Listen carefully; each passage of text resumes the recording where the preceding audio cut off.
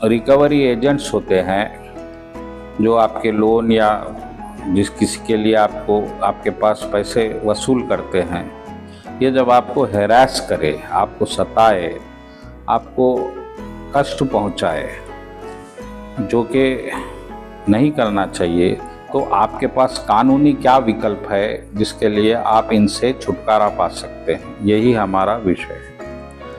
तो पहले तो आप ये कानून जान लीजिए कि ऐसा कोई कानून नहीं है कि अगर आप पैसे नहीं भर रहे हैं तो आपको कोई एजेंट इस तरह से आकर हैरास कर सकता है। वो सिर्फ आप पे फ़ोन पे बात कर सकते हैं, और अगर वो सीधा आपके घर पे आ रहे हैं तो उन्हें पहले आपसे परमिशन लेनी होगी, और जब आप परमिशन दे, यानी कि जब आपकी सुविधा का समय हो, तभी वो आपके पास आ सकते हैं। अचानक वो लोग आपके पास बिना अपॉइंटमेंट के नहीं आ सकते। और स्पेशली वर्किंग आवर्स, जब आप ऑफिस में है या किसी काम पर है, कोर्ट में है, हॉस्पिटल में है, तो वो आपके पास नहीं आ सकते, ये रूल है। और अगर कोई ऐसा कर रहा है तो आप तुरंत उस संस्था को अपना कंप्लेंट दे सकते हैं, और कंसर्न पीएस को भी आप फ़ोन कर सकते हैं। पहली बात। दूसरी बात, अगर कोई आपके पास आकर गाली गलौज कर रहा है तो पहले तो आप उसको एक प्रूफ बनाइए, ऑडियो या वीडियो रिकॉर्ड करिए उस बात को, ये बहुत ज़रूरी है, वरना वो मुकर जाएगा कि ऐसा उसने कुछ किया।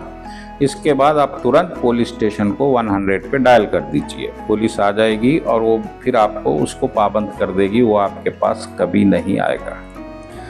लेकिन अगर कोई हाथापाई पे आ गया, आपको मार रहा है, डरा रहा है और बहुत गंदी गंदी बातें कर रहा है, तो फिर आप उसके खिलाफ 2 प्रकार के केस कर सकते हैं। एक तो आप कंज्यूमर फोरम में उसके खिलाफ दरखास्त एप्लीकेशन डाल सकते हैं, और दूसरा आप प्राइवेट कंप्लेंट कोर्ट में डाल सकते हैं आपके हैरेसमेंट के लिए। तो इन बातों को याद रखिए, और कभी भी किसी भी एजेंट से आपको कोई डरने की आवश्यकता नहीं है। तीसरी बात, पहले तो आप उसका आईडी पूछिए, और आईडी के बाद भी इसके बाद आप उससे परमिशन लेटर पूछिए कि आपका मैटर डील करने के लिए कंपनी ने उसको एथॉराइज किया है, उसके पास एक एथॉराइजेशन लेटर होना चाहिए।